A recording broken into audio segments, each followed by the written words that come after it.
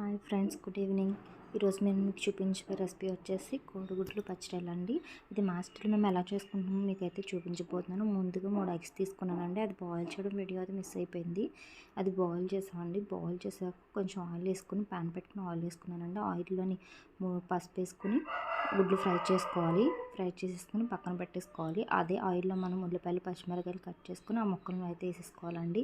అవి బాగా వేగాలి. వేగి అవి మెత్తగా అవుతాయండి. వేగి గోల్డెన్ కలర్లోకి వచ్చినాక దాంట్లోనే మనం ముందుగా కడిగి సిద్ధం చేసుకుని పచ్చడి అంటే వేసేయాలండి. అదంతా అది వాటర్ ఉంటుంది దాంట్లో.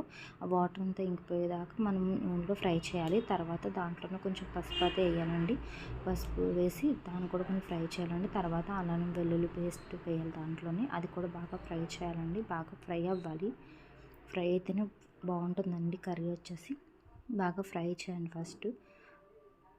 ఇది మా స్టైల్లో అయితే నేను చూపిస్తున్నానండి. ఇది బాగా చూసారా ఎలా మగ్గిపోయిందో, అలా మగ్గిపోవాలి బాగా.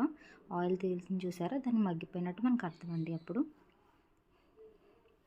ఒకసారి మనం మళ్ళీ తిప్పేసుకొని బాగా కలుపుకోవాలి. తిప్పుకొని దాంట్లోనే తగినంత కారం, తగినంత ఉప్పు వేసేసుకొని కలిపేసుకొని ఒకసారి బాగా కలపండి. అన్నీ కలిసేటట్లు ఉప్పు కారం. దాంట్లోనే తగిన వాటర్ పోసేసి ఒకసారి తిప్పేసి మనం ఇందాక పక్కన పెట్టిన ఎగ్స్ని దాంట్లో వేసేయాలండి. వేసేసి బాగా వేపుకోవాలి. వేపుకొని అది తిప్పేసి బాగా మూత పెట్టేయాలి. 15 నిమిషాల తర్వాత ఎగ్ కర్రీ అయితే రెడీ అయిపోతుంది. మధ్యలో ఒకసారి మూత తీసేసి తిప్పుకోవాలి. తిప్పుకొని దగ్గరికి వచ్చినాక వాటర్ అంతా ఇంకిపోతుందన్న టైంలో మనం మసాలా జల్లేసుకుంటే ధనియా జీలకర్ర పౌడర్ జల్లేసుకోవాలండి. అప్పుడు మసాలా అయితే మనకు ఎంత మన ఇష్టం ప్రకారం జల్లుకోవచ్చు, లేదంటే లేదు. చూసారా, ఎగ్ కర్రీ రెడీ అయిపోయింది. దగ్గర పడుతుంది. దగ్గరికి వచ్చి ఆయిల్ అంతా తేలాలండి పైకి. అప్పుడు తేలితే కర్రీ రెడీ అయిపోయినట్లే. చూసారా, కోడిగుడ్డు పచ్చడి కర్రీ. మీకు నచ్చినట్లయితే నా ఛానల్ సబ్స్క్రైబ్ చేసుకోండి ప్లీజ్.